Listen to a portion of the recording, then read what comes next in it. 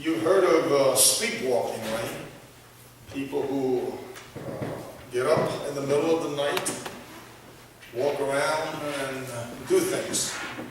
There are people who eat during the night while they're asleep.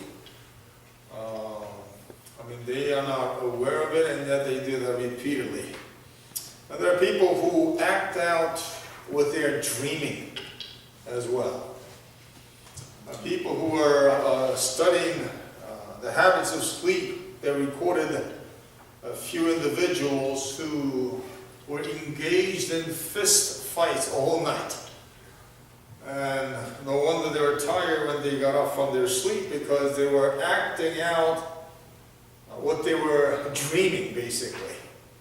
So they were punching, they were going through different motions and gestures that reflected the things that they were dreaming about. Most extreme case of sleepwalking is someone who gets up in the middle of the night, grabs the car keys and starts the engine of his cars and drives somewhere. In 1987, a man by the name of Kenneth James Park, he was married at the time, 23 years old, Canadian man, who had a 5-month-old daughter. One night he got up in the middle of the night, early morning of May 24th, and he drove 15 miles to his in-laws' house. And he walked in the middle of the night to, obviously the in-laws were startled. He pummeled his father-in-law with fists, and he walked upstairs to where his mother-in-law was sleeping, and he stabbed her to death. And afterward, he drove himself to the police station, and he confessed to the policeman that he thinks he has just killed somebody.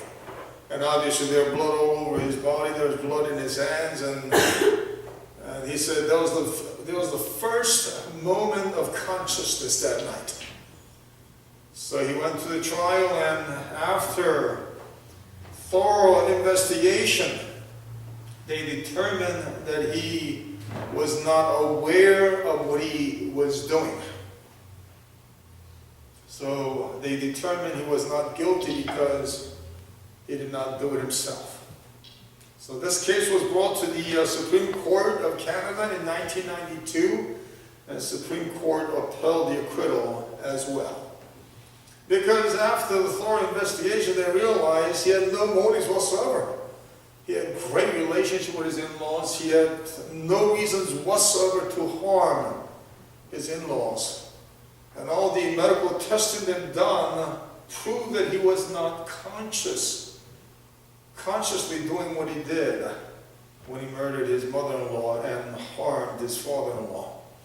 That's an extreme case, isn't it?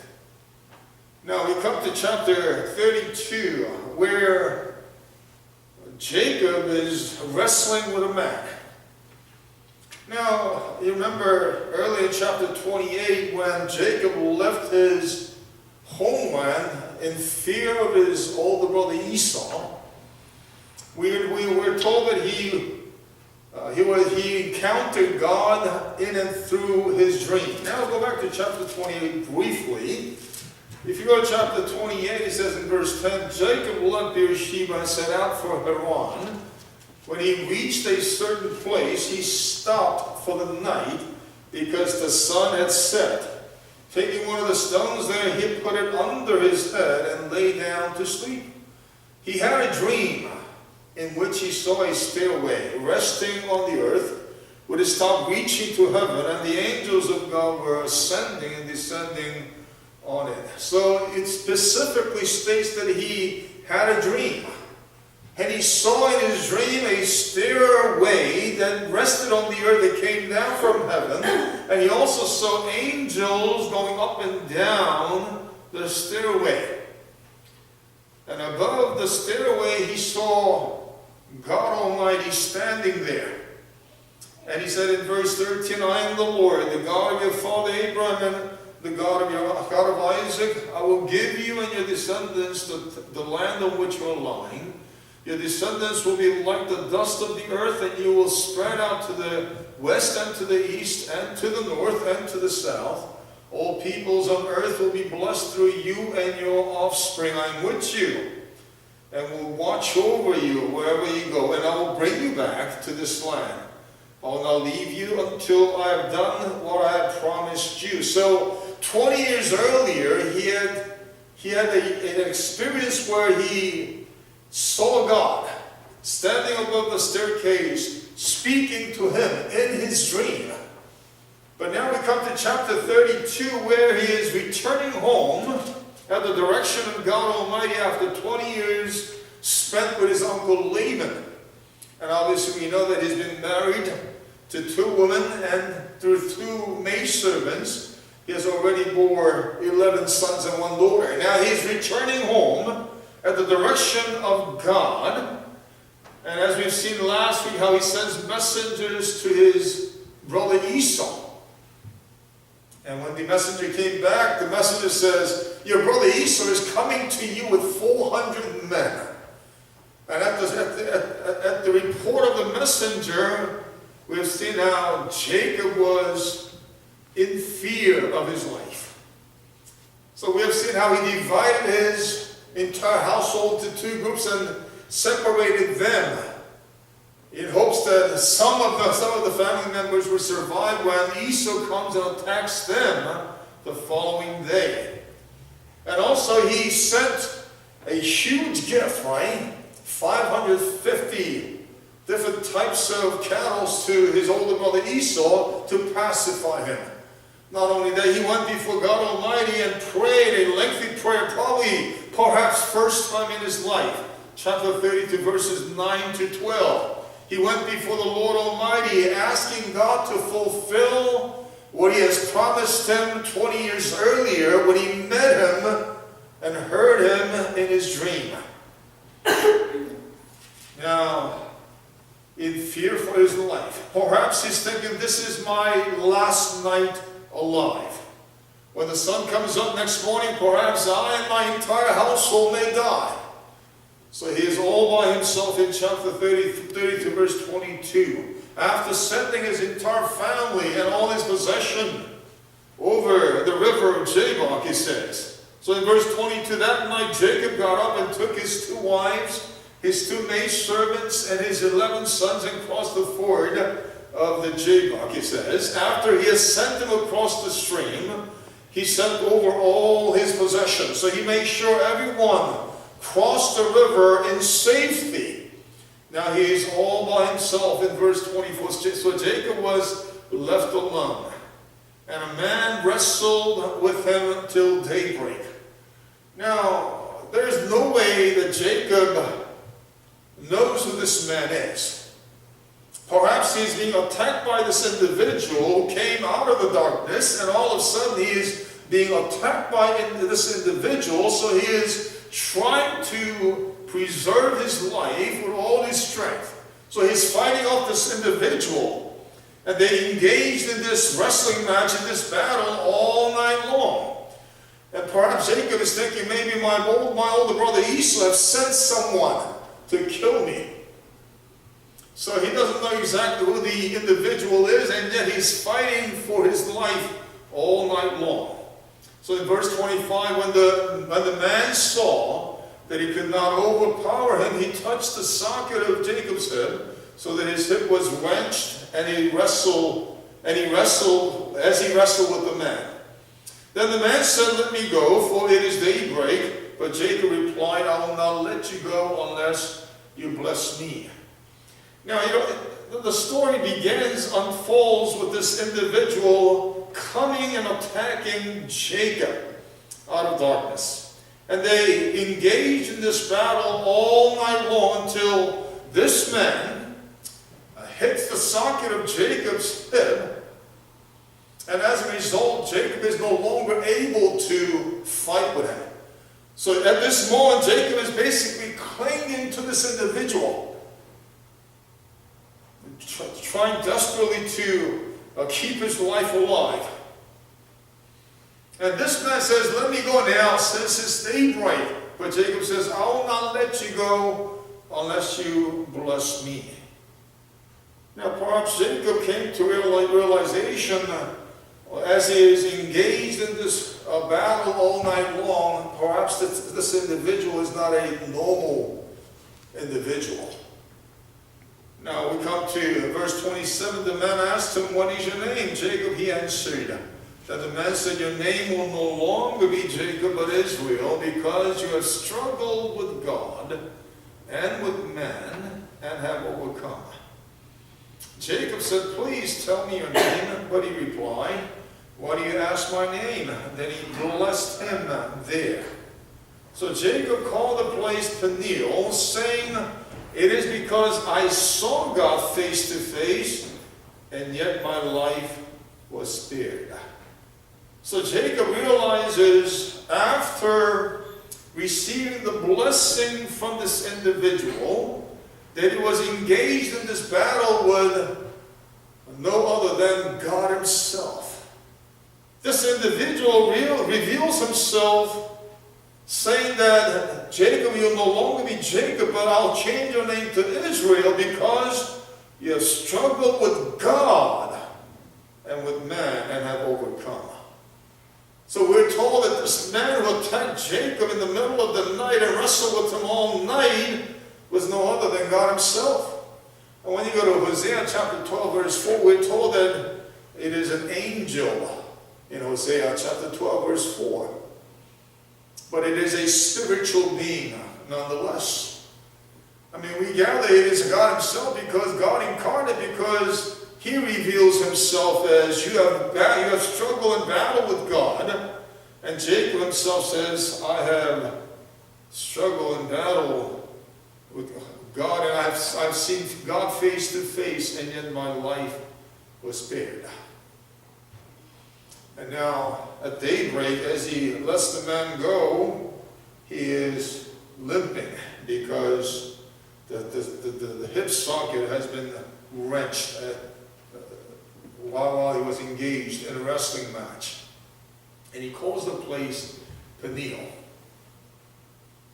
meaning, I saw God face to face, a place where I encounter God Almighty. The first point is this: it is God who comes to Jacob, right? It is God who sends his angels to watch over and protect Jacob as he is returning home. And we've seen that in chapter 32 verse 1. Jacob also went on his way, and the angels of God met him. When Jacob saw them, he said, "This is the camp of God," so he named that place Mahanaim. So it is God who sends his servants, his angels, to watch over and protect Jacob. And we see time and time again, it is God who comes to visit his chosen people. When Adam and Eve disobeyed God and sinned against God, and they were ashamed of their nakedness, and they were in fear of God Almighty, so they ran and hid from God. And it is God who comes seeking Adam and Eve, right? So it is God who comes to chosen people of God when they're in desperate need of God's comfort. So it is God who comes to Adam and Eve, and it is God who restores them to himself. The very night when Jacob was all alone, afraid for his life, afraid for the lives of his family, it is God once again who comes to him in a physical form. Perhaps as Jacob was wrestling this individual all night long, perhaps he's thinking, "I'm dreaming, definitely I'm dreaming," until his hip socket is wrenched. Then he realizes, this is not a dream. I'm engaged in this battle with this individual all night long. Now he is clinging on to this individual, begging, asking him to bless him before he leaves him. Because unless he is blessed by God Almighty, his life will not be spared. Unless God intervenes and helps him, the lives of his entire family is in danger.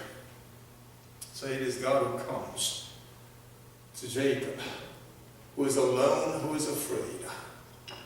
not knowing whether he'll have another day to live, not knowing what will come of his encounter with his older brother Esau, not knowing what would happen. His entire family may be wiped out in a matter of a few hours. So he's fighting for his life. And when he no longer has strength to fight, he's clinging to this divine figure and asking him, I will not let you go. I will not let you go until you bless me. And God changes the name of Jacob, who is a supplanter, who is a deceiver, who did everything and anything in his power to take things away from people. Now his name is changed to Israel, one who prevailed against God, one who dealt with God and one who overcame. He's given the name Israel, thus becoming the patriarch of a newly formed nation through his 12 sons, who will become the leaders and heads of the 12 tribes of Israel throughout history. It is Jacob whom God meets in time of his desperate need to transform him from within by giving him a new name, Israel. God is fulfilling the promise that he gave to Abraham. God is fulfilling the promise that he gave to Isaac. God is fulfilling the promise that he made to Jacob when he left his own land 20 years earlier at Bethel. And it is God who meets Jacob. It is God who responds to the plea of Jacob, who says, I will not let you go until you bless me. And it is God who blesses him. So Jacob calls that place Peniel. It is because I saw God face to face, and yet my life was spared. When Jacob was totally broken, and when he was clinging to his very life, he was clinging to God Almighty, that's where he began to cry out. A man who was prayerless all his life. A man who used deception to take away things from his father, to take away things from his father, his brother, everyone around him. Now he is clinging to God. Now he is pleading with God to bless him, to help him. A prayerless Jacob is now becoming prayerful Jacob. He realizes it is not his strength. He's realizing it is not his wisdom that wins the battle in his life, but it is God who answers his prayer that gives him victory in his life. A night where he felt like this may be it. This night may be my last night. This night may be the last night of my entire family. Only by encountering God, only by pleading, asking God to bless and asking God to help him, does he find a new hope. Look at verse 31. The sun rose above him as he passed Peniel, and he was limping because of his hip. And as Jacob is limping, physically unable to do much on his own, he's a renewed individual spiritually. He may be weakened physically, not to engage in any kind of battle with his older brother Esau when he attacks him, but he has been renewed spiritually. He has been empowered spiritually by God himself because he has encountered him, because he has met God face to face. That's where our transformation begins, brothers and sisters. When you meet God face to face, you must have your moments of Peniel in your life. There has to be Peniel encounter in your lives on a daily basis. When you encounter God on individual, intimate basis, does your life begin to change. And this is the very moment where hopeless Jacob is finding a new hope. Because God has met him, because God has blessed him, because God is with him. Brothers and sisters, are you meeting God on a daily basis? Do you have a Peniel encounter with God each day in your life? Unless you meet with God, your lives will not change. I mean, things don't change because of our willful determination. It is God who comes and meets us where we are, and thus begins transformation from within. Are you trusting God? Are you pleading and asking God to help you in your time of need? Because God is always there. As God was always there in the life of Jacob, needing him when he was all alone, when he was fearful of his life. It is God who came to him. And I hope and pray, brothers and sisters, that you will encounter God on a daily basis in your individual lives. And when you're faced with any kind of challenges and hardships in your life, that you will go to God, that you will plead, asking God to have mercy upon your life, asking God to bless you, asking God to help you in your time of need. And the Bible assures us that he will help us when we come before him. Ask and you'll receive. Seek, you'll find. Knock, and the door will be opened to you. God who loves us so much that he was willing to send and sacrifice his one and only Son. God who is for us every single day. God who has given us his best in his Son Jesus Christ. Why would he, along with his Son, give us everything that we need? And that's the promise of God. God will meet us where we are.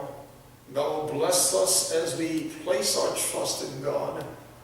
God will come and meet us when we are in desperate need of his help. But not until Jacob is completely broken does he become spiritual. Even though he may be limping physically, he is a renewed man. Even though he doesn't have much strength to fight any kind of physical battle, but he is a spiritually strengthened and empowered man of God. Man who was prayerless has now become prayerful every step of the way. Thus, qualify him to be the patriarch of a nation. His name is changed to Israel, thus becoming the father of Israelites. So, brothers and sisters, encounter God each and every day in your lives. Have Peniel moments in your life each and every day. Because God is always there, desiring to meet with you. Look to God and seek God's help through your prayer. And God will come to your rescue. God will help with all your needs. Let's pray.